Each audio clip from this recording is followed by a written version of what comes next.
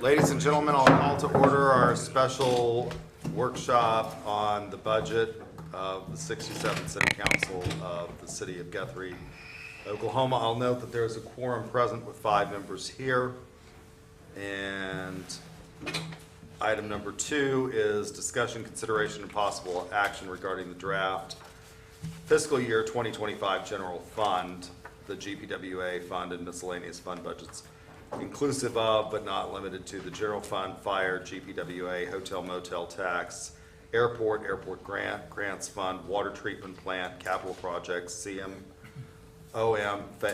fee fund, capital equipment fund, wastewater treatment fund, utility deposit fund, cemetery care fund, opioid settlement fund, general stabilization fund, GPWA stabilization fund, sinking fund, USDA rural development fund, and the Guthrie Economic Development Fund. Mr. Faulkner. Yes, Vice Mayor and Council, you have the entirety of the draft budget in your packet. What I've prepared for tonight is consistent with previous practice, which we will go over the general fund, the GPWA fund, and then both stabilization funds. So we've got that in detail ready to share with you in the PowerPoint presentation. However, if you have any questions that are relative or specific to the funds that are on the agenda, we can go into those questions with the entirety of the draft budget. We're not asking for any action tonight. We've actually added in tonight's budget workshop as a result of not having the Mentimeter scoring process projects that we've typically or traditionally done at the City Council retreat. So because we did not do that this year, we've added tonight to give us an additional budget workshop prior to asking for adoption. So you've got tonight, you've got the next meeting, and then we would ask for adoption typically at the first meeting in September. So, okay. This time, if the team will put my PowerPoint up, that would be great.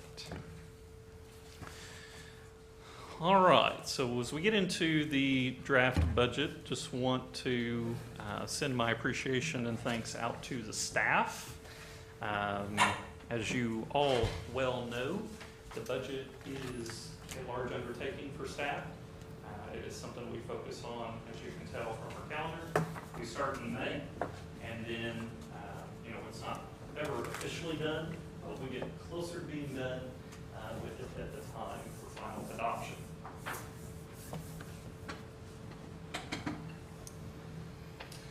A couple of notes here as we get into this discussion. The budget should be considered a living, breathing document. So, as you know, again, at the end of the year, we're going to come to you and we're going to say we need to make these year-end budget amendments to balance the budget. That happens for a variety of reasons, primarily for unforeseen expenses or unforeseen revenues. So if the revenues are greater than what you budgeted, you have a budget amendment at the end of the year so that we can spend those dollars and or incorporate them into the next year. Actual revenue collections may vary. Keep in mind, this is a living, breathing document. For example, we targeted sales tax growth this year at 1%. That was extremely conservative, and we told you that last year. We were being conservative on purpose. I'm glad we did that because not only did we only project a 1% growth, sales tax collections at this point are nearly behind 2%. So we're down 2% from our 1% projected increase in revenue collections. Fund balance numbers may vary as well. So this is largely due to the fact that one-time capital expenditures that haven't been budgeted as part of the capital projects fund or any capital outlay are encouraged to be purchased at the year end. So for example, consistent with what we've done in the past, the Public Works Department will come to you at the end of the year and say we've got, in this example, we've got 8 open positions. We have a formula where we take 60% of whatever those salary payables would have been, which have already been budgeted. We take 60% of that amount and we ask to use it for capital purchases. This has worked out really well for the Public Works Department. We've been able to make some purchases that have been long overdue. It's unfortunate that we haven't been able to fill all of our positions, but I can tell you that one is not a consequence of the other. It's just the way that this has worked. So what you see today for your proposed year-end figures, your fund balance, will change based on what our year-end purchases are. And that will all be approved by the city council. So you'll see this number tonight, and then we may have an item, the next agenda, or the agenda thereafter, and say, we'd like to spend $150,000, which is 60%. We want to buy X, Y, Z. So then your fund balance decreases by that amount respectively. Due to a decrease in actual collections, the fire department received 2 of the 3 positions which were proposed in the current fiscal year 23-24 budget. So again, as a refresher, remind you last year, we had proposed 3 additional full-time firefighters, as well as looking at adding part-time paramedics. So what we were able to do with what the revenues allowed, we were able to fund 2 of these positions, one of which has just become available, and again, that's due to revenue timing. And then we've also been able to fund 2 part-time paramedics. The part-time paramedics has worked out really well. This allows us to hire paramedics who are providing the highest level of care to come in and work on the EMS side of the fire department, strictly on EMS, which provides a relief for our full-time guys, and they work 1 or 2 shifts a month, depending on what budget and their schedule allows. We've seen some success, great success with this program, and we're going to look to implement additional part-time paramedics in the upcoming budget. Capital purchases have been kept to an absolute minimum for 2025. We've also, keeping in mind, we have a duty to serve the public, and we're going to fulfill that duty to the best of our ability. So we've done everything we can in this proposed budget to say, okay, we don't need to buy that car this year. If we can wait another year, that's what we need to do. But if we wait a year and that Tahoe becomes $75,000 instead of $55,000, we didn't really gain anything. So you'll see some scale on certain projects, and then you'll see that some projects have been left in what they were originally proposed. So jumping right into the fiscal year 24 end fund balance. Taking a look back to fiscal year 22, fiscal year 23, and then budget versus actuals for the current year and our proposed fiscal year 25. You can see between fiscal year 22 and fiscal year 23, we had a substantial increase in fund balance. Cities across Oklahoma saw tremendous amounts of growth in sales tax collections between those 2 years. We had record amounts of growth, and this is why last year we were able to provide cost of living adjustments that were greater than normal. They were greater than what had been provided for in both of the collective bargaining agreements, and then also we provided stipends to non-union employees. So these were unprecedented. However, it was tied directly to the fact that we had a larger fund balance than what we had planned on. Fiscal year 24 budget, we have projected to have a greater fund balance in the general fund and in the GPWA fund for a couple of different reasons. The first reason is City Clerk Treasurer Kim Biggs and I have made contact with our financial institution, and we made some changes to the way our funds were being invested. Doing so resulted in a much larger return on the interest that our checking accounts were earning. And to give you an example of what that means, we went from earning less than 1% on our funds in the bank to almost 5%. So accordingly, we've had a little bit of an increase in all of our funds, and every fund balance that was sitting in an account at the bank. Another reason for this is several of these projects, grant projects, i.e. Owen Field, the Elbow Trail project, those 2 projects in particular were budgeted out of fund balance and have not been spent in their entirety. So The Elbow Trail grant at this time is still waiting on the cultural resource study, and until we get approval from that, there are funds that are included in the general fund balance that haven't been spent. Owen Field, just to give you some expansion on that, reminder, we had $1 million of matching, and it comes out of the CIP. Okay, so that CIP fund is not tied to the general fund. That is totally separate capital projects. CIP number 2 funds at this time $700,000 in additional expansion at Owen Field. So far, the one bid package is about $500,000 and some change. So the dirt work that you see going on out there now, clearing and grubbing, storm sewer installation, all of that is a part of that first bid package, which I believe was $562. Stabilization funds, these are our rainy day funds, which by order of the council, whether it be ordinance or resolution, are to have a minimum balance of $1 million. So we were able to get there in fiscal year 23, and we budgeted for, in fiscal year 24, a dedicated increase because we had such a large fund balance. So we said, okay, we're going to take $50,000 from the current year budget, and we're going to put it in the general fund stabilization fund. So we did that, and then the difference that you see between the 1464 number and the 1331 is the interest that account is gaining. Same thing with the GPWA. We budgeted $1,022,000, and we're at $1,053,000. Okay.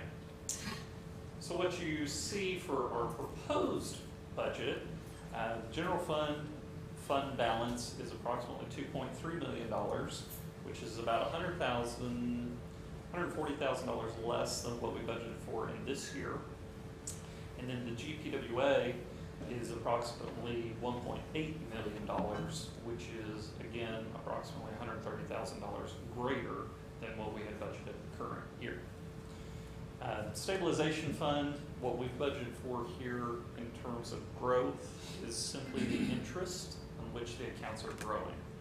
We're not making any dedicated transfers this upcoming year because of the decrease in sales tax collections. Okay? Overall difference, approximately 4.5% or $295,666 over what we estimate to end the current year. Fiscal year 24-25 projected revenues. So the general fund, the GPWA, this is a little different than what you see in your packet. I broke this down to show you row by row, what is the actual sales tax collection, what is the CIP sales tax collection, what's our use tax revenue, and then what all other or transfers equal out to be. Now, you could look at the budget and you say, Eddie, it's actually $16 million. Well, that's a transfer that shows the sales tax. When we receive the sales tax in, we transfer it to GPWA, and then we transfer it back to the general fund. Okay? So this is a true picture of the funds that we actually have to spend. It's not a number that is reflective of your budget. So what we've proposed, again, to go back to fiscal year 24, we accounted for 1% of growth in sales tax revenue. So fiscal year 23 actual was 6.9, and we had it at just over $7 million. We estimate we're going to come in year end at 6.8. We've kept it flat for fiscal year 25. It could be better. It could be worse. I've had other cities, other communities who were on a July 1, June 30 fiscal year reach out and say that in July they were down 2%. So I don't know what's on the horizon with sales tax. I think you're going to see, at a minimum, it's going to stabilize. At a minimum. And that's what we've accounted for in this budget that we've presented to you. The CIP sales tax revenue, we've kept it flat as well. Keep in mind the note we've got on CIP number 2 is assuming that we're generating a minimum of $1.1 million annually. So we have just over $600,000 in CIP sales tax revenue that is going to be unrestricted. Okay, not to say that it isn't going towards some other debt obligation, i.e. the wastewater treatment plant or the original water treatment plant note, this $3 million note that kick-started CIP number 1 projects. Use tax revenue, this is the sales tax collected on online sales.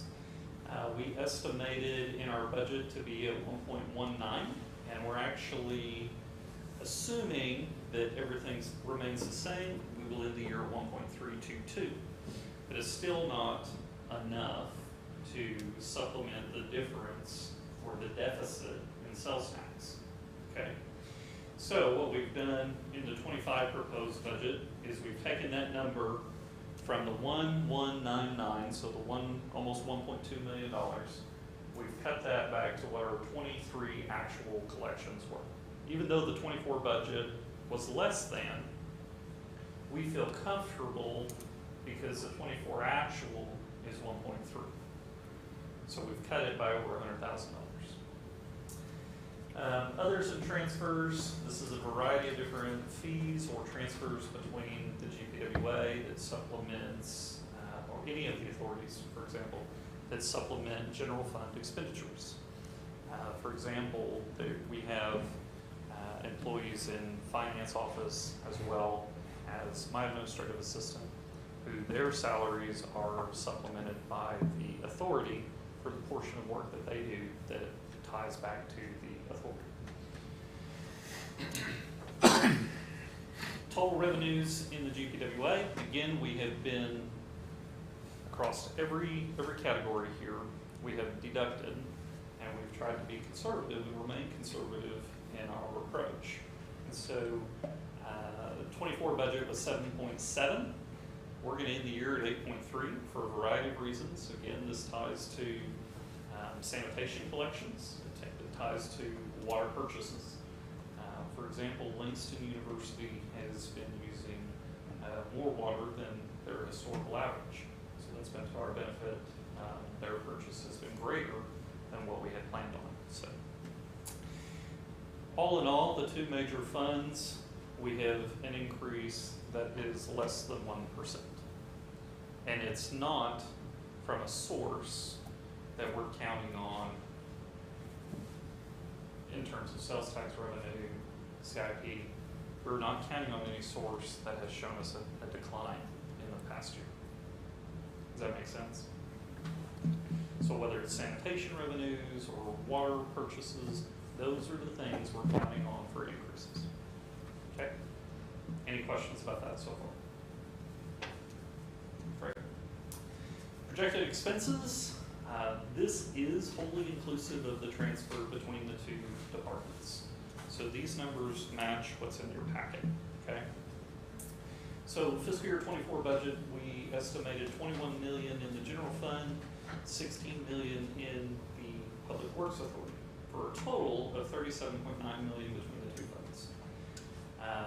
We're going to estimate we estimate to end the year at 37.3, so we're down 1.4%. Nearly $100,000 of that is directly tied to sustenance. So, fiscal year 25 proposed general fund expenditures were 21.4 and 16.357, which brings you to a total of 37,827. Okay. Again, what you see here is after we've plugged in revenues from fund balance and any transfers between departments. So you say, Eddie, that's actually an increase. Well, it may be, but it might be tied to a one-time purchase. And I'll talk about those capital purchases here in just a moment. 24-25 grant match. This is the slide that has given Kim and I the Sunday scaries and possible heart attacks. We're still here though. You're still alive. So we've got some great projects going on. We've submitted for several projects which have all come due at the same time. When this happens, and when you see that fund balance number decrease, we need to know and be prepared I was even here. This is the result of our city match to any federal or state grant applications that we have been successful. So as a refresher, the Owen Field Land Water Conservation Fund project, the grant was $1 million, and the city match is now $1.7 million. So that's a total amount of $2.7 million. Over here on the right, I've got a comment about how each of these is funded. So $1 million out of that 1.7 is funded by CIP number 1 at Owen Field. $700,000 is funded by CIP number 2, cash. Okay. The RTP Elbow Trail, the grant was $300,000. The city's match was $175,000 for a total amount of $475,000, and the fund for that is general fund balance. Cotterell School Lift Station project, as you'll recall, this is a retrofit of the existing lift station. Ties in conjunction with the construction of the new elementary school. The grant, what we're showing the grant here is the match from Guthrie Public Schools. So GPS has contributed $100,000 to the replacement of this sanitary sewer lift station. Our cost at this time is $221,062.50. It's a total project for $321,000, and it is funded via the CMOM fee, which you see on your utility bills. ESS the Safe Streets for All planning grant. That grant was $200,000. The city's match was $50,000 for a total of $250,000. That is funded with street CIP funds. As you'll recall, we awarded that contract to Kimley Horn, which is in connection with the ACOG regional master plan for this item. College Avenue Bridge, the grant amount, this could change. So the grant amount on College Avenue Bridge, the airport terminal, taxiway realignment, and the land acquisition all come with the caveat that depending on which federal fiscal year they are tied to, grant match could be 10%, could be 5%, and when we talk about airport grants, it could be 2.5% because of our match with the city of Edmond, and it could also be half of 2.5%. Think about that one for a minute. It will set in as we go through this conversation. So the College Avenue Bridge, the city match is $480,000. The grant is $1.5 million to bring us to a little over $2 million in a total project amount, and that is funded via the street CIP funds. Airport Terminal, this is $6 million total project. $600,000 is the city's match, so $300,000 for City of Guthrie, $300,000 City of Edmond. And this is assuming that we end up required to pay 10%. We have not shown this deducted from your fund balance, because at this point, we don't know what the match is going to be. And there's also an opportunity that the Oklahoma Department of Aerospace and Aeronautics could match our contribution depending on which funding source we end up being applicable for through the state. So a lot of moving pieces. And that's why Kim and I have not proposed that we deduct fund balance amount at this time, because we don't know what it's going to be. As we know what it is, we'll come back to you with a budget amendment in order to move forward with those projects. Yes, sir. Is the 10% the highest? The 10% is the highest. Okay. Realistically, we feel comfortable that it's going to be 5%, but until we have that in writing in a grant project document, I don't want to assume anything. So, taxiway realignment project, that's a big project out of the airport. I'm sorry, taxiway realignment. That is a big project out of the airport as well. Total project amount, $6.4 million, $331,500 general fund balance, and $331,500 City of Edmond. That grant amount would be $5.8 million.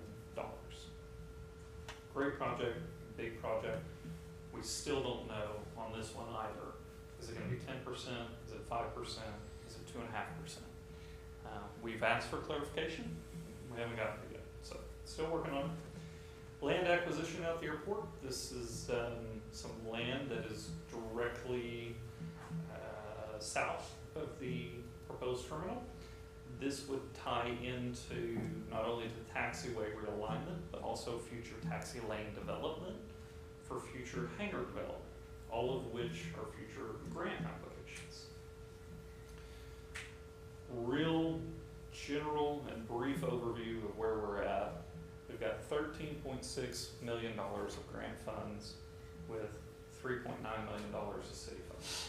So we're getting almost $16 million in projects for approximately $3.9 million in city funds.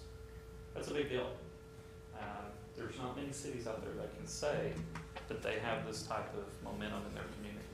And that is a direct testament to the city council and the staff, former council members.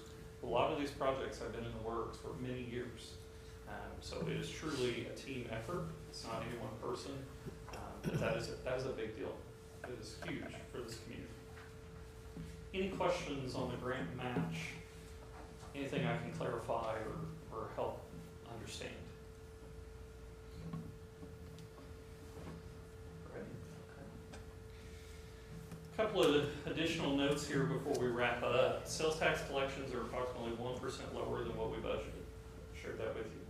Your fiscal year 25 sales tax has been deducted by the deficit of the current year collections.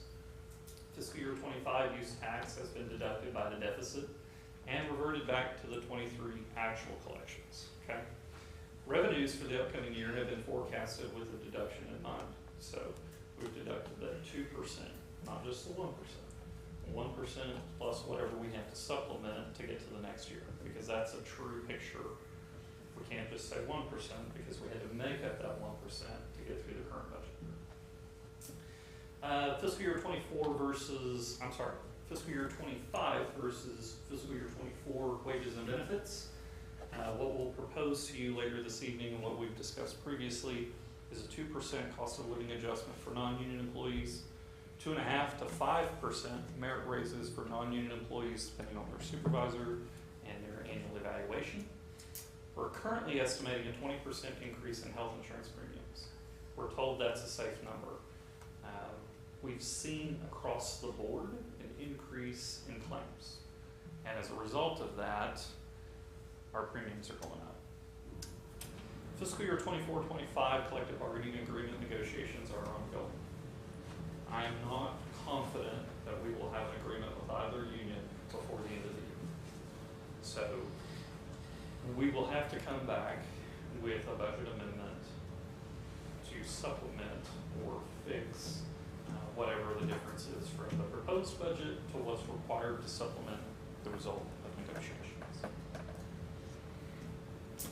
Capital purchases and new positions. So one spare pump for the Cottonwood Creek pump station is funded in this budget, $30,371.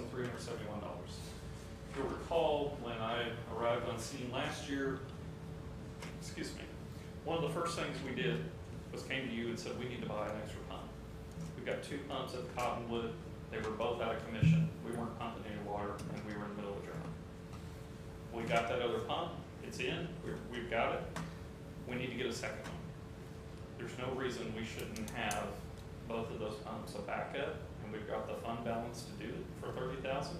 Because if we're not pumping water, we're not in the water business. And that's the reality. One new zero-turn mower is funded in this budget for the Parks Department, $16,000. One police vehicle is funded in this budget. That breaks down to the patrol unit of $55,000 and $20,000 to upfit. That is a decrease from current year. So this year we bought 2 units, one for animal control and one for patrol, and we allow $25,000 to upfit. Chief Swigert and I have agreed that this year he will have $20,000 to upfit the unit. No new bargaining positions have been added or proposed in the budget. There are 2 non-bargaining positions that have been proposed, and they have funding mechanisms. So we've got one new communications officer, which is going to be funded via the E911 fees. And then we've got the new IT specialist position, which has been funded via the cybersecurity grant. So both of those positions are funded and have already guaranteed mechanisms that justify adding those. Tahoes. We do continue to explore possible succession planning in all departments, as well as funding solutions to implement those possible plans. If you'll recall, one of the conversations we started having early was we need to have a succession plan. There needs to be a backup plan. Heaven forbid something happened to me today, tomorrow. Who's in charge? That's not fair to you, and that's not fair to the staff. On the flip side of that, in every department we have, we need to have a backup plan. We've got good leadership in all of our departments. I don't worry about anything like that. However, somebody needs to be cross-trained, and in the event that somebody's not here, we can continue business as usual. My departure shouldn't have any impact on the staff. And your staff is well-versed. They're a well-oiled machine. We complement each other. They help me every day, I help them every day. But whether I'm here or not, they need to know who's in charge, and you should know too. So we continue to explore that. I don't want this city to ever be in a position, or any of us to ever be in a position where we're held by a person or a time frame of some kind. We need to have that on the front. It's a lot of information in exactly 30 minutes. I do have a question regarding the airport funds. How comfortable are we with the ODAA's position regarding our likely funding sources for that? I've had conversations with Commissioner Putnam, and he's fairly excited about our. So we have visited with Executive Director Grayson Arias, as well as Nick Young, the airport managers. We feel confident that the ODAA is going to support these projects to the best of their ability. And the ODAA has been a great help to not only the staff, but also along the process of getting these federal grants. So I feel confident they're going to come through for us. Until we know what the FAA is going to assign, what budget year the FAA is going to assign these projects to, the ODAA doesn't know what their match needs to be. So until we get that, we really don't have an answer for you, but I feel firm that we have good support at the state level. Then we've gotten congressional support for the terminal and the taxiway. Is that correct? That has. Yes. Okay. Any other questions? Yes, the police purchase vehicles. Refresh my memory, we try to do 2 a year, Yes, sir. and it was 2 years ago, we actually bought 3 because they were hard to get and there was one available. That That's was right. before you came. So it was 2 years ago they had 3, and That's right. So in fiscal year I mean, 22, I'm not trying to say you don't need them, and you already put a lot of miles on that third one, obviously, but so in fiscal year 22, the council approved the 3 new Tahoes, which arrived in April of 23 whenever I got here. okay, yeah. Those 3 units are in service and they are being used. One of the first things when we sat down and looked at the budget last year when I got here, again, in terms of succession planning, we need to have a rotation plan and a retirement plan for our fleet. That way we're not buying 10 Tahoes at one time. It's not a good expenditure and it's not a good look, frankly. So what we've done in fiscal year 24, and actually we bought 3 units because one of those was funded via the grant, the Victim Advocate Grant. So we've got 3 units. We ordered those 3 units last October, and we've got 1. One of them has come in. And we had a conversation today. Where's the new police interceptor vehicle? It's not here yet, and we don't know when. We've had the same problem with the fire department. You know, you recall, we ordered an ambulance September, October last year. October. October of last year, we still don't even have a build date. Wow. We've also had that with a brush truck as well. So, and that was October, November. It was right after. And the fire apparatus, that purchase was supported by the county fire tax. It's ready to go. We're ready to pay for it. We just can't get it.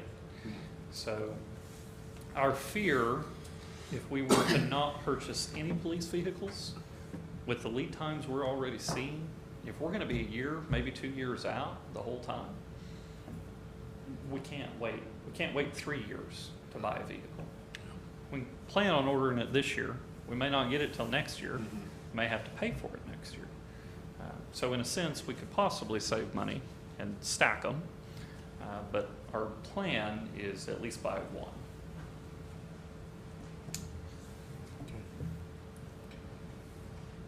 Are there any other questions?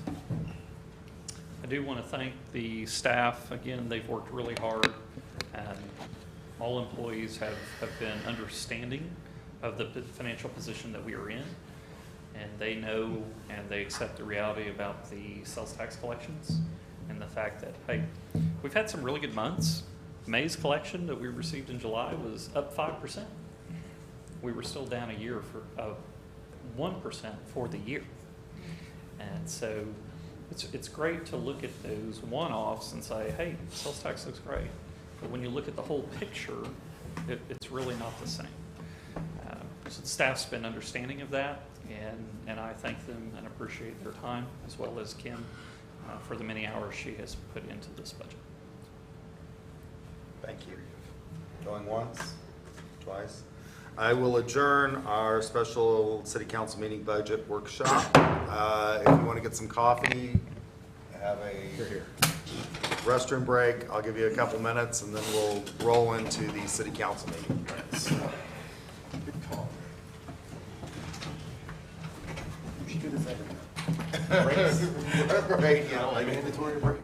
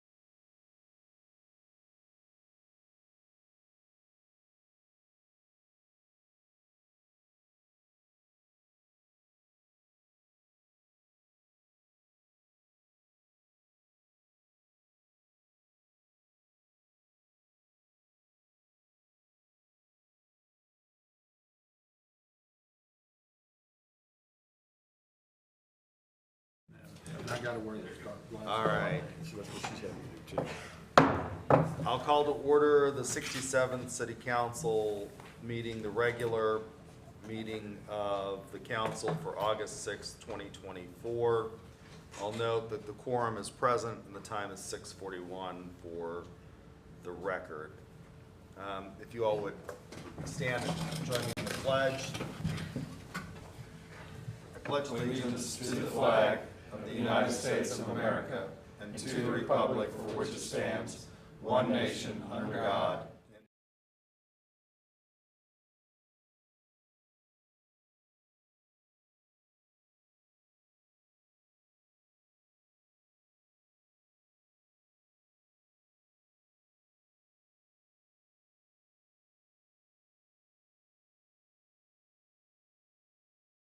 Recently lost his mother. I am certainly sympathetic, so if you all would keep the mayor and the first lady in your thoughts and prayers this evening, I would appreciate that.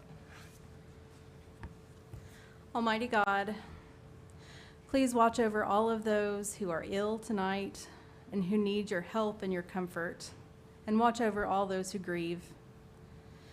And in the midst of this, thank you for the opportunity to meet tonight. Uphold Guthrie's leaders and keep them safe as they strive to lead with courage and compassion. As the daylight grows shorter as we approach fall, shine light on the multitude of ways in which we can help our neighbors. Bless the students and teachers and staff as they go back to school, and may we all be mindful when driving in school zones. Amen. Amen.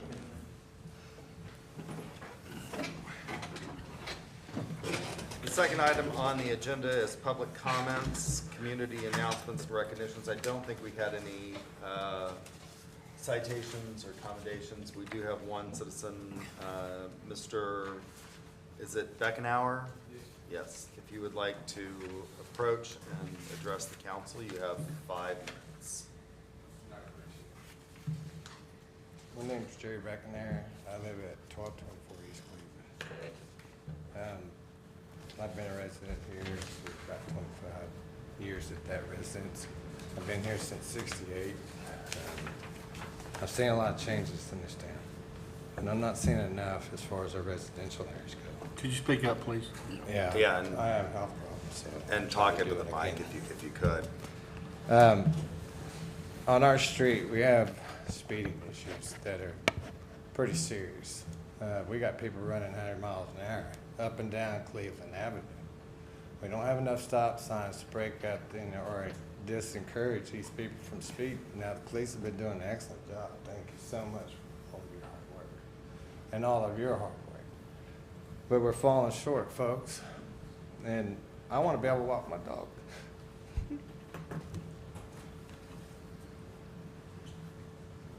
And feel safe in my neighborhood. The quality of our streets on that neighborhood is not up to par. We have drainage that's draining off other properties. It's hitting the north side of our street, and it's worse than all of our properties. I come here 20 years ago with dreams of having my family here. My family's been here since the beginning of this town. My grandfather was an eye doctor here forever and gave away third of his practice. And I can't believe that I'm seeing things like this take place where personal safety is not considered the #1 priority. I watched a young family trying to walk up Noble, and each of them had a stroller that had a baby in it. And they're having to work up those humps, and traffic's going by 45, 55, 60 miles an hour through there all day long. And the only thing I can see is what happens when one of them get hit. That's not one life, that's 2 lives. Can you see where I'm going with this? We have no place to walk safely. There's handicapped people over there, all of them down that street. I've been there over 25 years, and I'm a short timer there. Elderly live there. We have housing authority. We have handicaps. There's no sidewalks on Noble. That's the only place we had to walk.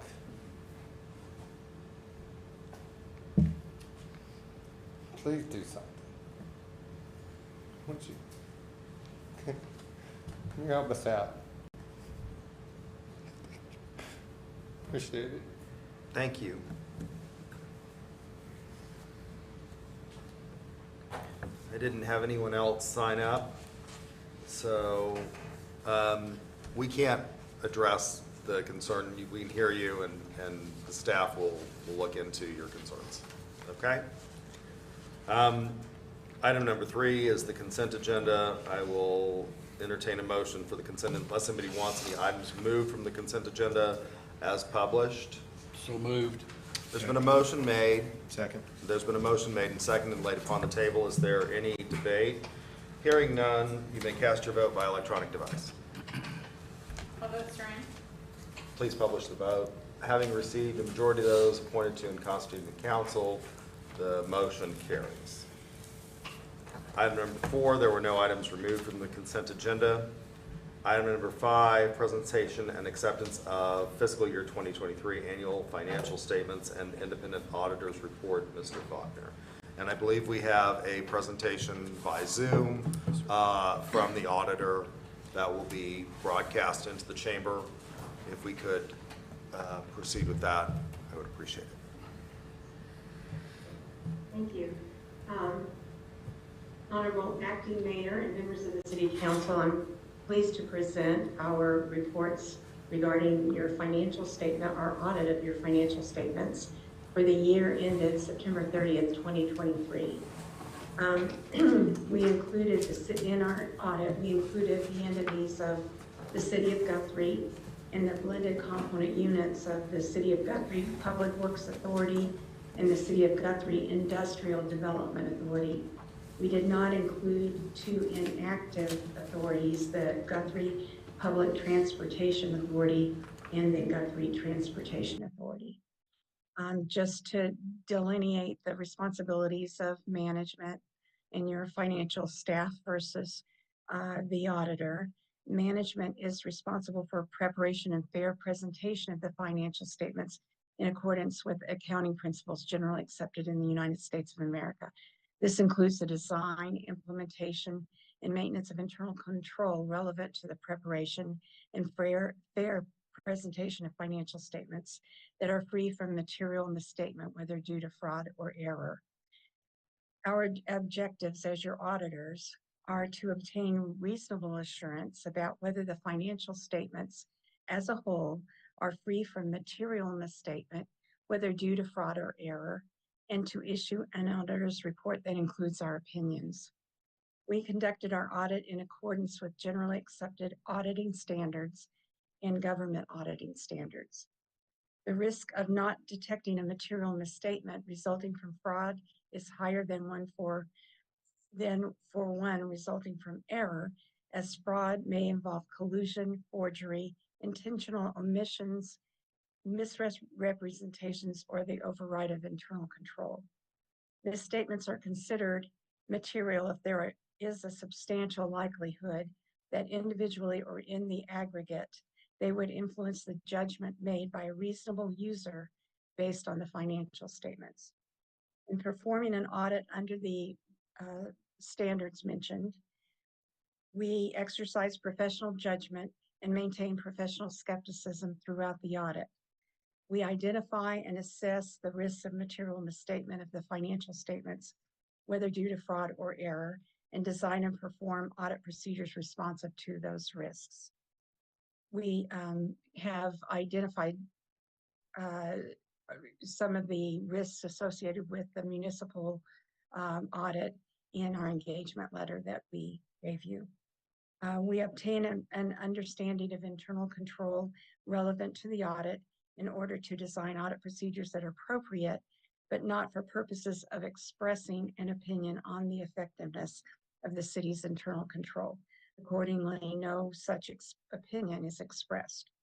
We also evaluate the appropriateness of accounting policies that have been applied and the reasonableness of significant accounting estimates made by management, as well as evaluate the overall presentation of the financial statements.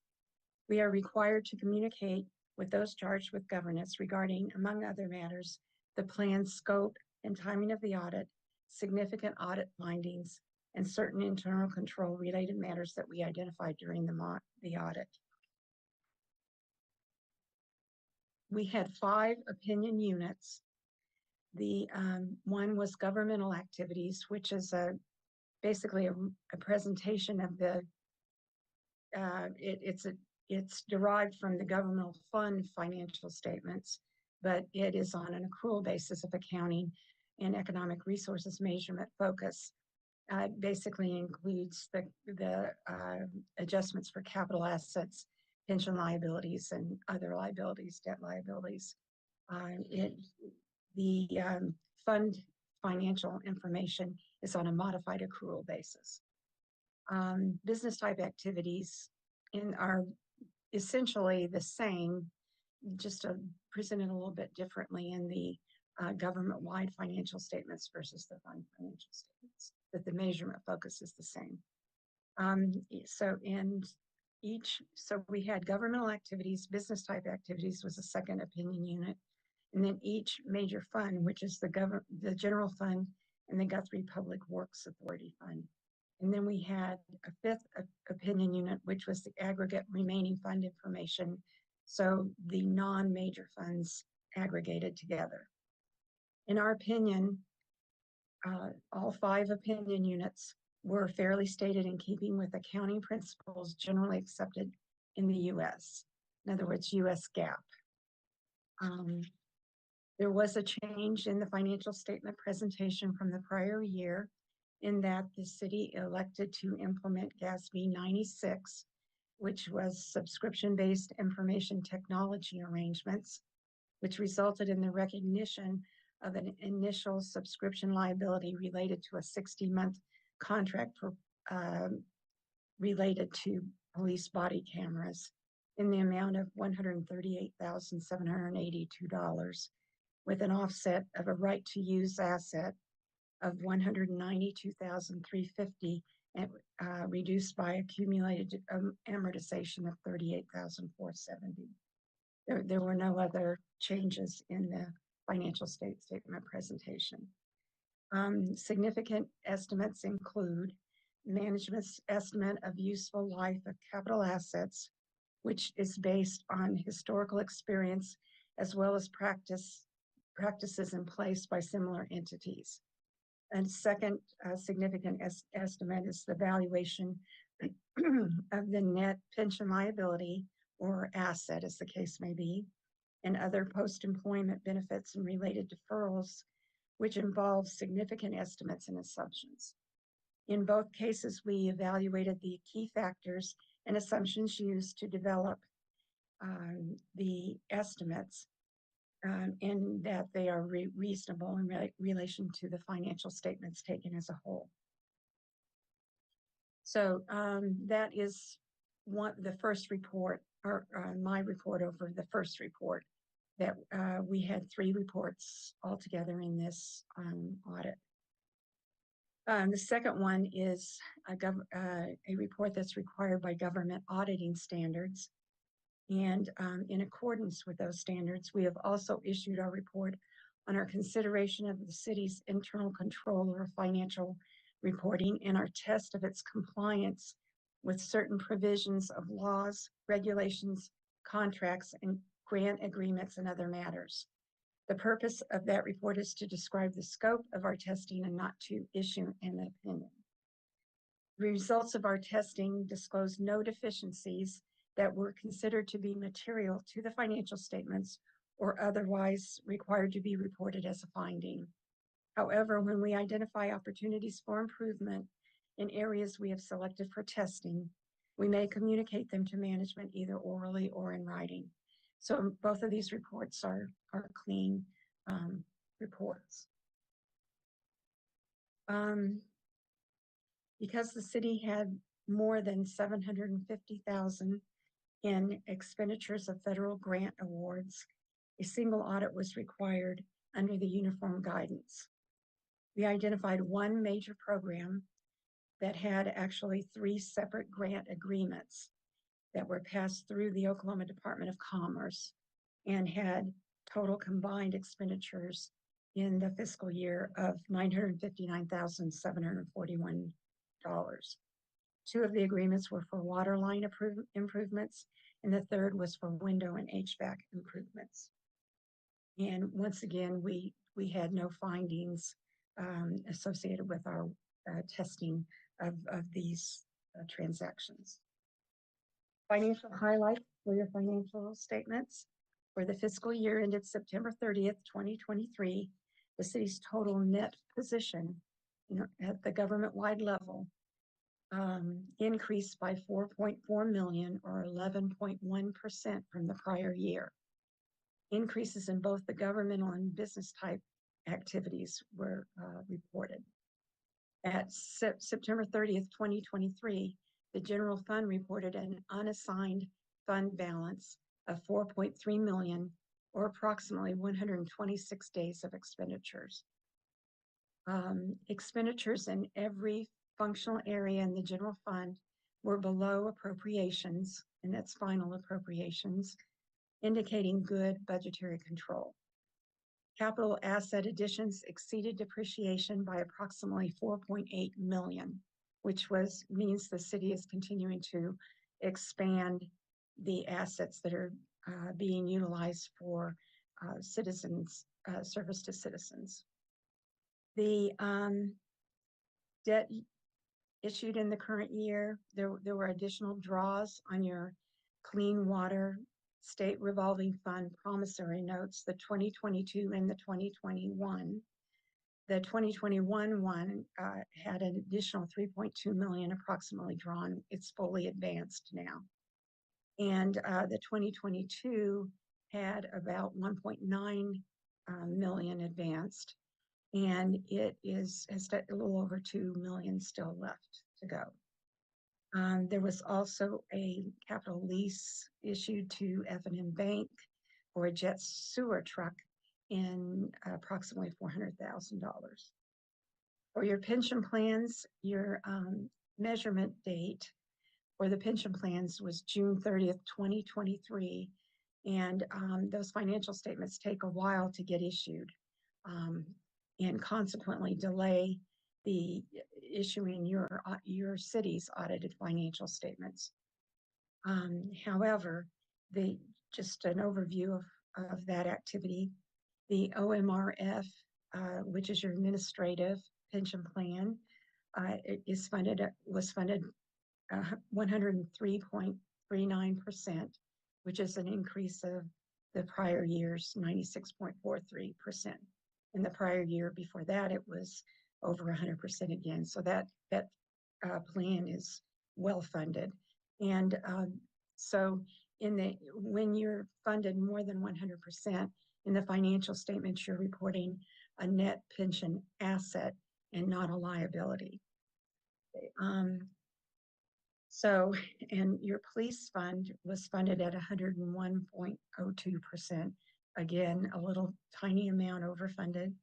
It's a decrease from prior year's 102.74%. However, there are lots of estimates, as we discussed before. And so, that's basically essentially a fully funded plan, once again, showing a net pension asset. The city's cost share as a share of the total state actually decreased a little bit from about 0.47% to about 4%. The fire pension plan also decreased as a cost share of the total state plan from about 0.53% to about 0.56. So, when I'm saying that, it's like 0.5%, right around in that neighborhood on the plans, just to put that in perspective. The fire pension plan funding level increased slightly from the prior year at 70.85% versus the prior year's 69.49%. So there is a small net pension liability that was recorded there. So that's my presentation. Are there any questions? Council? I had one question. How many years has your firm been retained as the auditor for the city of Guthrie? This is our third year. Okay. It's my understanding.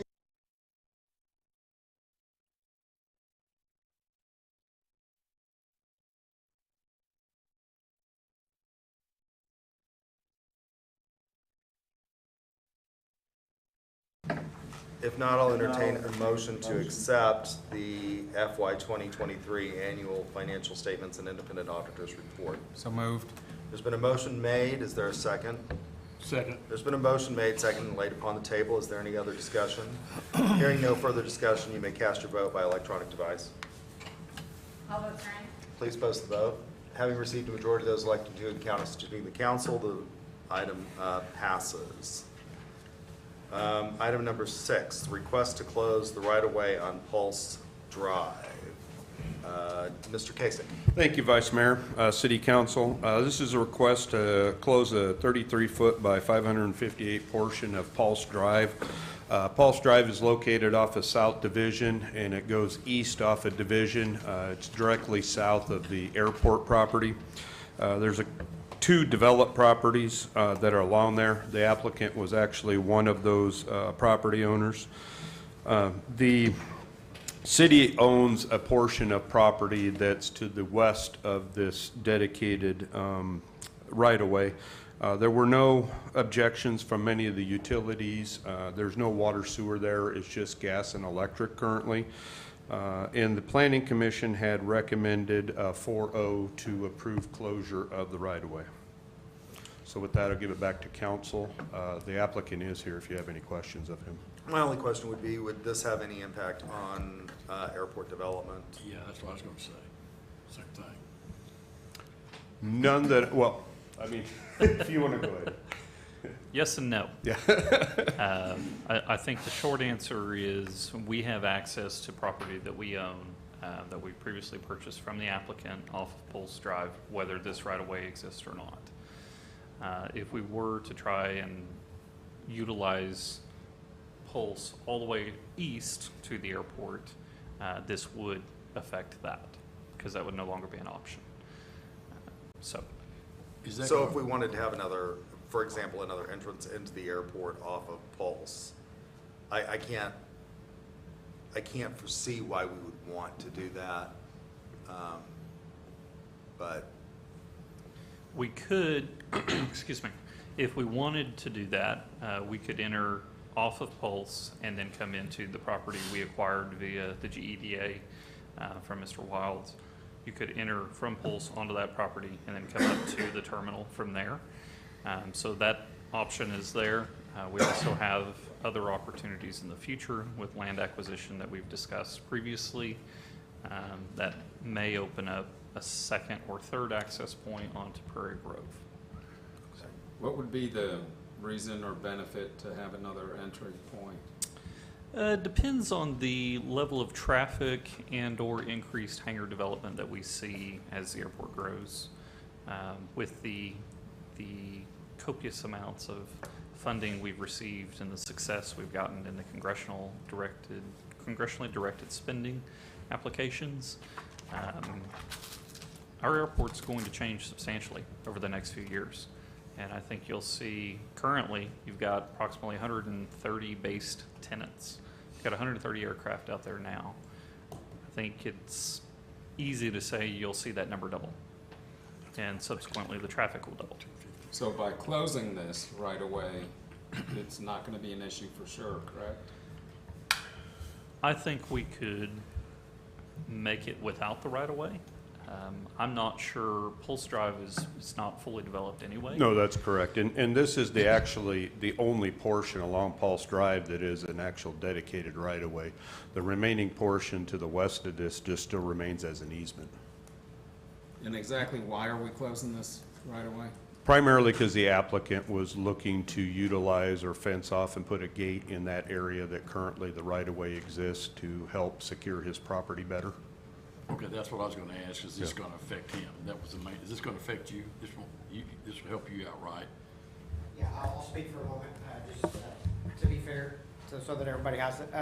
So my intentional goal is, we had a tree line on the north side of Pulse Drive that was trimmed for many years and now has been completely removed. For my acting as a resident there, I actually have a hangar at the airport, and I'm very advocate for aviation. However, I was trying to look to put some segregation back in, and to put a fence line on the north boundary of Pulse Drive is on the opposite side of this right of way, not my side of the road.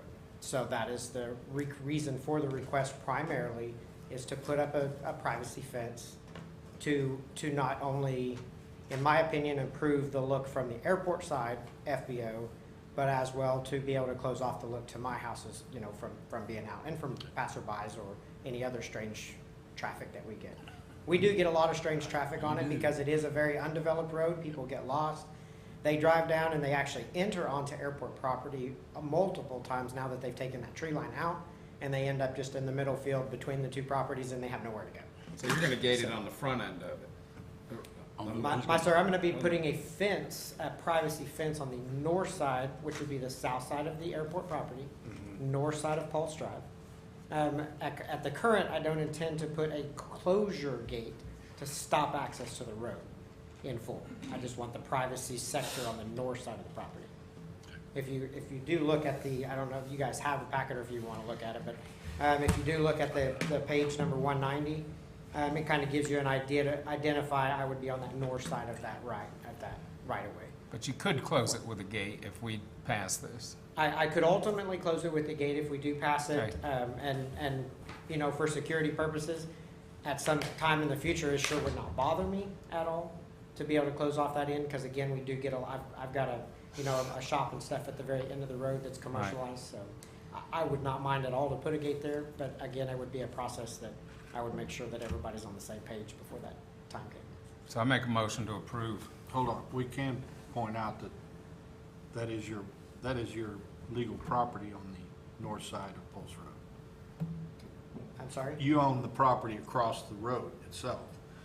The road that exists now, that's your property line on the north side. The property line on the north side of the road is the south boundary property line of the airport. So it Yes. would be a shared property line between the two. So having watched that planning commission meeting, I didn't understand it. That's the only section of an actual right of way. And the rest is an easement. Yep. How did that happen? In process of selling and the city acquiring a lot of the other property, we went through hours, and I paid for numerous amounts of abstracting to try to determine how that ever happened. No one has ever found on paper or on record that right-of-way was ever given access to, besides utility easements by OG&E and utility easements to Oklahoma Natural Gas. So we have utilities that run up the whole. We do not, but. Okay. Yeah, there's no OG&E water does. sewer, but there is Okay. gas and water. Okay. Yeah. It happens. That would have been a godsend. That's right. It's just it's a dead. We called it no man's land or dead Well, man's the land. only, and I looked at that pretty good. but, Yeah, I don't see any problem joining our property from our side or whatever. The only thing I could see Pulse Drive, not necessarily your section, being any significance would maybe be egress in a catastrophic emergency or something. Yeah, and it's a very underdeveloped road for Yes. that Yes. purpose. The roadway itself is about 14 feet wide as graveled roadway, and that's it. There's no. It's very It's really undeveloped. not a safe entry. It's really not a great From division. roadway for myself either. Yeah. And eventually, if I can get this I want to improve the roadway at least into the section that I have access to, without conflict with the city of Guthrie or the tinny maker, Yeah. Public Works. Yes. I knew I would get it out eventually. I'll second the motion. There's been a motion made and seconded and laid upon the table. Is there further discussion? Hearing none, you may cast your vote by electronic device. All votes are in. Please post the vote.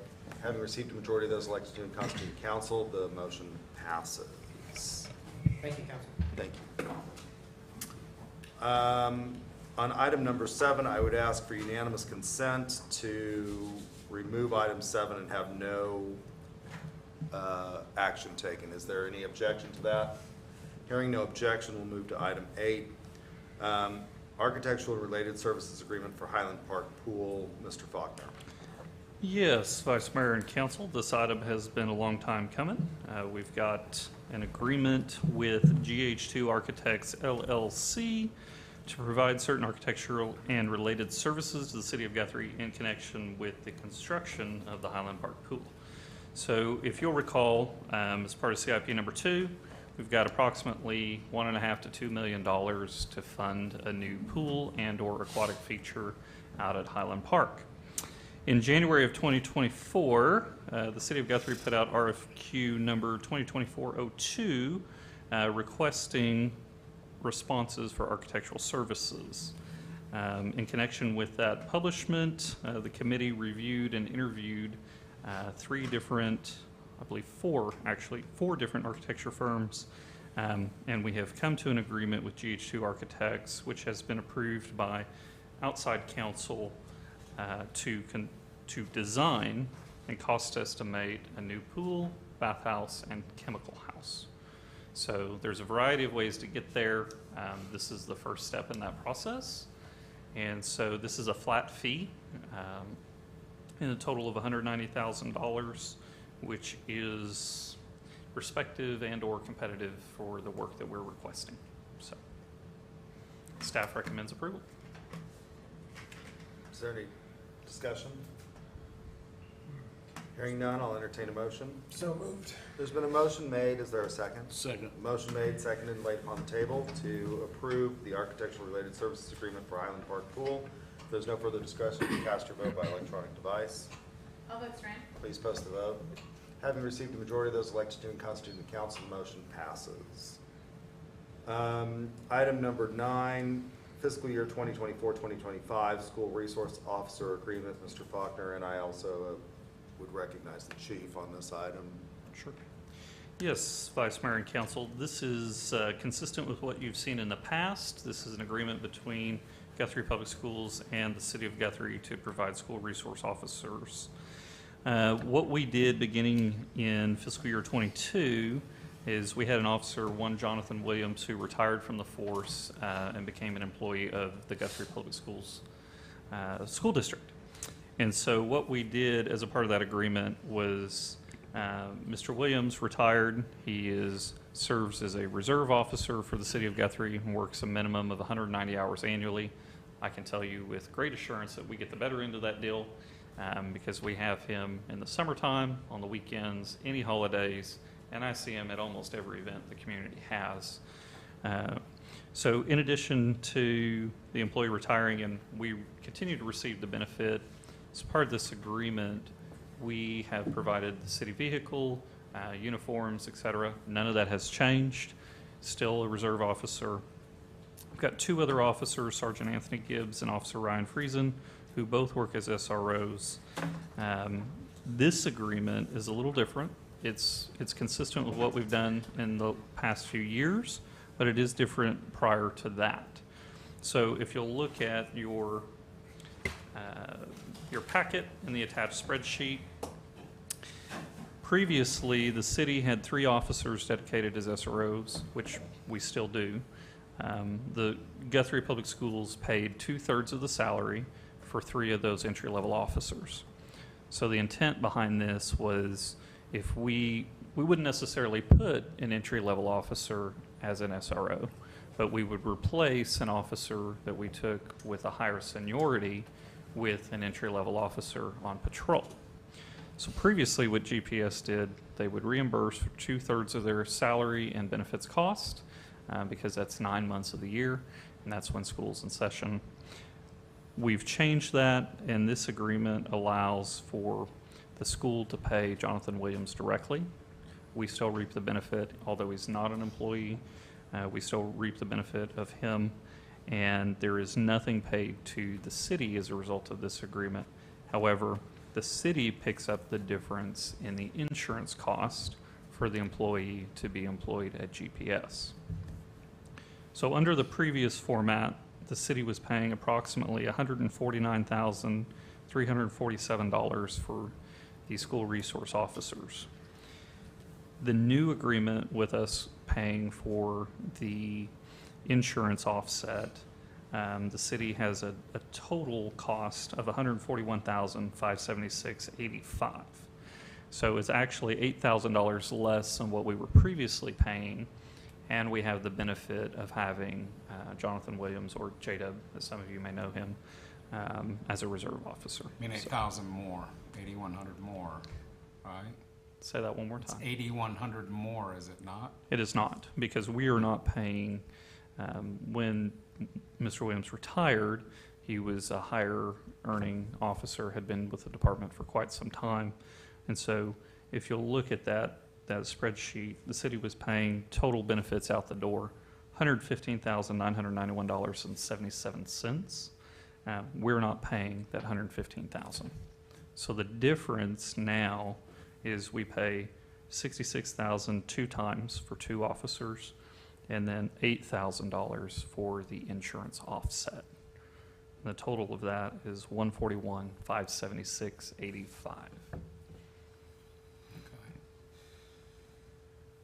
Staff recommends approval. Any questions? So moved. Second. It's been a motion made and seconded, laid upon the table. If there's no further discussion, you may cast your vote by electronic device. All votes are in. Please post the vote. Having received the majority of those elected to and constitute the council, the motion passes. Would it make sense to go into item 12 and reserve 10 and 11 till the end of the agenda? We could do that, sir. Typically, that's how I would have preferred to do it. However, City Clerk, Ms. Biggs has informed me that when there are folks who are watching on Channel 20, if they want to tune out during the executive session, they like to hear the city manager's report first. Okay, all right. Item number 10, city manager's report. Yes, Vice Mayor and Council, it has been a busy 3 weeks since we last saw you. So just to give you a quick update on things, Vice Mayor Aguirre, Mayor Gilling, and Councilmember Ropp attended a kickoff meeting with Retail Strategies. I'd say we had a productive meeting. Look forward to their success. So we spent the afternoon with them indexing available properties in the city, exploring some possible recruits, and looking at demographics and essentially data gathering, and preparing to present a brochure and go out and retract new retail development. So look forward to that. You should have received my news release yesterday regarding the CRISA grant. That is a paving project that will take place in various areas of the city, mostly in front of the junior high and then east of the temple there along Oklahoma. That project is funded via the CRISA grant, which was applied for in 2022. Staff had worked on that through ACOG. We actually received full funding, and so we had submitted an 80-20 grant, and we received full funding. So, and then the bids came in under budget. It was almost a perfect storm. So we're excited to see that project happen. Full details and a map of what's actually taking place in terms of mill and overlay are available on our social media, and you should have it in your email inbox as well. Public Works crews have been busy with water main breaks and pump failures. If you've noticed on our social media, we had a water main break over on the west side over the weekend, and last weekend. And then we had a failure at our west side booster pump station yesterday. Again, we cannot echo enough that we continue to explore every grant, every grant and funding mechanism possible to replace the infrastructure. What we're seeing as we continue to have these really hot days, these pumps are running in the 110-degree heat, and they're truly just not designed for that. They can handle it, but they can only handle it for so long, and we're starting to see that. We see the age on our infrastructure daily, and so I want to give a shout out to the Public Works team. Thank you, Tenny and James, everybody out there. I know you guys are working hard, and we certainly appreciate that. Well, water tower bid opening to sandblast and repaint both water towers will take place tomorrow at 1 p.m. in the council chambers. looking forward to that. That is one of our first initiatives on CIP number 2. So we should have something ready for you at the next council meeting to award the bid and proceed with the contract. So that'll be great for the community. Look forward to that. Owen Field dirt work is ongoing, expected to be completed, contractually obligated to be completed by October 8th. So continuation of design, we feel we're at a 99% plan in hand at this time. So what we're going to look for is an advertisement for bid to continue the development out at Owen Field and hopefully award bids for construction September or October timeline. So moving right along on that project, although it may not feel like it, there is lots going on out at Owen Field. With the lack of the rain, Guthrie Lake is currently 91 inches below the spillway, and that has been our main water source for quite some time. So we have been pumping into Liberty Lake, which is currently 44 inches below, and we will be transitioning back to Liberty as our primary source here pretty soon. Received a drought report from ACOG first of last week. The Garber-Wellington Aquifer, which we as a city, as an authority, do not have any water wells that we use for our water source. The Garber-Wellington Aquifer is an aquifer that serves this area, has not had any recharge like we received in July of 2023. And so what that tells us is, in addition to knowing the fact that it hasn't been raining, the aquifer is struggling as well. So when you drive out to the lake and you see that the water is lower, it's not just the surface water we're experiencing that in, it's also in the aquifer. So we will be transitioning to Liberty Lake soon. After 22 years of service to the city of Guthrie, Guthrie Public Works Authority, Carrie Dawn Lewis will be retiring. If you know KD, it's always a pleasure to be around. Very excited. He's just got a good energy about him. So we'll be celebrating his retirement this Friday at 11:30 at Public Works. We encourage you to come out and join us in celebrating him. Last Saturday we had another successful Red Brick Nights. It was a little bit warm, and we saw a decrease in attendance from July, which is normal because July is so busy, and the fireworks, and July is really a high note for us. August was down, but we expect September attendance to be back up. Wings of Hope donated a butterfly statue, which was unveiled, and the ribbon was cut on today at the Guthrie Public Library. So if you haven't had a chance to see that, it is in the southeast corner there near Division. A few upcoming events, and then I will conclude. The summer flight camp at the airport will take place Friday, August 9th and Saturday, August 10th. 9 to 3 on Friday and 9 to 11:30 on Saturday. It's my understanding we still have a couple of open spaces, so if you know anybody who would like to come out, it's a great program, and we always hear from the folks who participate, we always hear good things about the airport, and it really helps us educate folks about the airport. So. Downtown Farmers Market this Friday at the shops from 6 to 8:30, and then on Saturday, August 10th, the Chamber of Commerce will be hosting the Back to School Bash at Community Church from 9 to 2. And with that, Vice Mayor, that is all I have. Thank you. Request comments from the City Council. Councilman Guthrie. Nothing this evening. Thank you. Councilman Williams. No, sir. Councilman Nothing at this time. Councilman Taylor. Thank you, staff. I know I always do that, but I appreciate you guys. Y'all really work hard. I think this is great how things are all lined up. Other than that, that's it. Thank you. Councilman Robb. None at this time, thank you. And I don't have anything, so item number 12 is to enter into an executive session pursuant to Title 25 of the Oklahoma Statute, Section 307, for the following discussion. Section 307B2 for the purpose of discussing non-bargaining employee pay plans. Section 307B2 for the purpose of discussing negotiations concerning employees and representatives of Fraternal Order Police, Lodge number 105. in Section 307B2 for the purpose of discussing negotiations concerning employees and representatives of the International Association of Firefighters, IAFF, Local 2145. So Is there a motion? There's been a motion made, second, and laid upon the table. Please cast your vote by electronic device.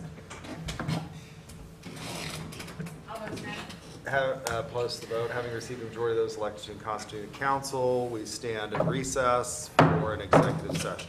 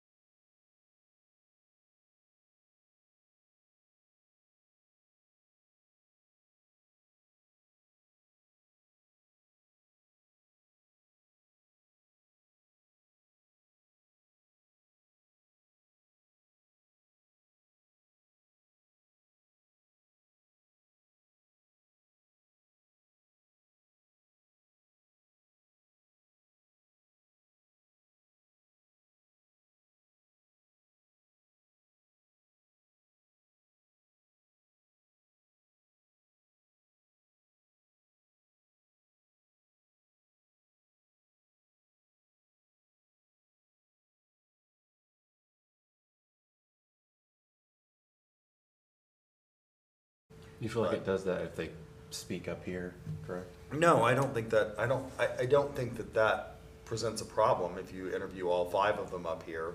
I think it presents a problem in terms of a fairness, because the first one says, you know, and then the last one has heard what the first one Well, says. But I see. in that, with respect to that, when all of us have run campaigns, and we've all participated, well, maybe not all, but I have, and I know others have, participated in the candidate forums, and they were open, Right. and they were televised, and they were at this shoe right here, for the Right. most part. Yeah, I agree.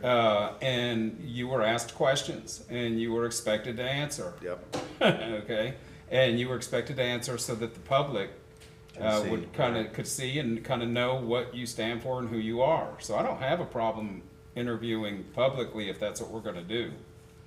I kind of have an issue giving them loaded questions on the front end. But, you know, I could bend on that one if that's what you guys want to do. I mean, I don't have a problem. I think the mayor had a lot of heartburn with interviewing people publicly. I don't know why. I'm not gonna pretend to know his motivation. My personal opinion is that the more public involvement you have, the better government. Right. I mean, that's my opinion. So let's try it publicly. I like that because it Just makes do it feel like the public is a part of the process and it's not a completely behind closed doors thing. They get to see the answers. So that's why I like the public. Well, so for the sake of it, somebody could make a motion to interview them, to put out an application for a 7-day time period and to interview the applicants publicly in a meeting that is scheduled right after that. It'd be a special meeting. And then because the goal would be to, on our next regular council, would be to hire and swear that person in. And we stick with the charter that way. So I make a motion to do just that. Okay, so let's, I think we need actually I wanna maybe throw 2 something in motions here. One is to accept the resignation of Councilman Case. Yeah. So is there a motion to accept the So resignation? moved. There's been a motion made. Is there Second. a second? There's been a motion made, second, and laid upon the table. Any further discussion on that motion? Hearing none, you may cast your vote by electronic press. All votes are in. Please post the vote. Having received a majority of those elected to and constituted council, we have accepted Jim Case's resignation as Ward 1 City Council member. I will entertain a motion on filling the vacancy of the balance of the Ward 1 council term current until May 2025. Jeff I has got something. a question I want to ask. Okay. Guys, I know what we're talking about on the, saying it's a week, but when you run for office, you got 3 days to sign up, 3 days to file. file.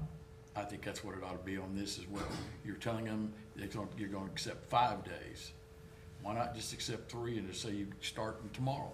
You got Wednesday, Thursday, Friday. Well, it has to be put out there, though. I don't know if everybody knows that this is what's happened. The Well, people most that of, are somewhat most people in this engaged town, in it. everybody should pretty well know what's happened.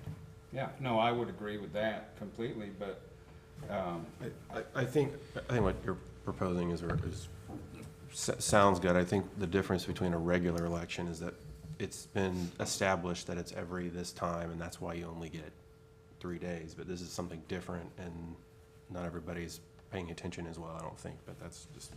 so I'm gonna make a motion that can be No, adjusted no, if no, you want to adjust it, but I'm gonna make a motion that we put out an application process the city does for a 7-day time frame, and then we hold a special meeting on the 8th day or 9th day, whichever we could do. And at that point, we interview the people, the candidates, right here in this room, and we make a decision at that point. That doesn't give you much time to review. So what if you made the motion that we have an application period for 7 days, and then we had a special workshop like we did for the budget on the 20th, and interview candidates right before the council meeting on the 20th? That would give us enough time to look at that application process. Is that okay? And then hold a special workshop. We'll start at 6 on the 20th for a workshop to interview Yeah, I candidates. mean, that works for me, as long as we can swear them in that evening. Okay, And then, on any of the applications, we can discuss, and, I mean, you know, as long as there's not a quorum, we can discuss, between ourselves, the candidates as well. Probably I- better once- not, Are you gonna better not to open- do that. No, I mean, once they're So all, you're gonna once open it's on all the 8th done. and close on the can't we? 15th? Is that what You you're can gonna do do? that here. That'd at be an 7 open days. meeting. I don't think you want to. Or are you gonna open on the 12th and close on the 16th? Okay, No, you let's, can do that. You still for gotta have a 7 point of days. clarification, just real quick, Mr. Vice Mayor, if I could. So if we open the application period tomorrow, the 7th, which is 7 days, we'd receive them on the 14th. That would be ideal for us for agenda purposes. Because if we were to call a special meeting, we'd need 48 hours notice, and we wouldn't have time to do that and have a meeting next week. But we will on the 20th. right, To have your special workshop. right, starting at 6. Yes, sir. So if we had the application period open until the 14th, close it end of day on the 14th, we could distribute the agenda and the applications. We could distribute the applications the next day, no problem. Right. But the agenda would come out on the 16th, just as normal, unless there's a reason for it to be sooner. Is that? That's fine. Well, you could actually distribute the applications as they came in, right? We could. Why Could. wouldn't you? Might be a little easier to keep them all together, but if you want them when they come in, that's fine. It makes me no difference. Okay, so I think the motion is that we will open an application process starting on the 7th. The city will post to the website and open a Dropbox that will go to Guthrie Human Resources Department, Liz Botello, and City Clerk Ken Biggs. Those applications, once the application process is closed on the 14th, will be distributed to the members of the City Council. We will hold a special workshop on the 20th of August before our regularly scheduled meeting at 6 p.m. to interview applicants. Is that correct? That's correct. Okay, so that's the motion. 5 o'clock. Close it at 5 o'clock, yes. On the 14th, On the so 14th. you would receive them the morning of the 15th. Right. Chris, did you get all that for the page? No talking, Chris, no Yeah, talking. don't confuse him. That would be the motion if anyone would like to. So moved. There's been a motion made. Second. There's been a motion made, seconded, and laid upon the table. Any further discussion? Cast your vote. All votes are in. Post the vote, please. Having received a majority of those elected to the constituting council, the motion passes, which brings us to item 16. Without objection, we will stand adjourned. Okay. Wait, we got another meeting. We got the, GPWA. I'm just. Come on, Steve, I mean, Greg. I did too on this one. First time Okay, I've done so I will call to order the Guthrie Public Works Authority's regular meeting of August 6, 2024. The time is 8:49. The second item on the agenda is the consent agenda as posted. Is there a motion to accept the consent agenda as posted? Does anybody want any items removed from the consent agenda? Hearing none, there's been a motion made. Is there a second? Second. There's been a motion made and seconded and laid upon the table. Cast your vote by electronic device. All votes are in. Please post the vote. Having received a majority of those elected to and constituting the authority board, the motion passes. Item number 4, change order number 1 with Slattery Construction. Mr. Maker. Vice Mayor, Council, this change order is simply adding 60 additional days to the contract. No change in price to the contract due to the additional days that OG&E is taking to get us 480 volts to the lift station site for the upgrade to the pumps. So moved. Second. There's been a motion made, seconded, and laid upon the table. Is there further discussion? Hearing none, cast your vote by electronic device. All votes are in. Please post the vote. Having received a majority of those elected to and constituting the authorities board, the motion passes. Now you can say something. Without objection, we stand adjourned.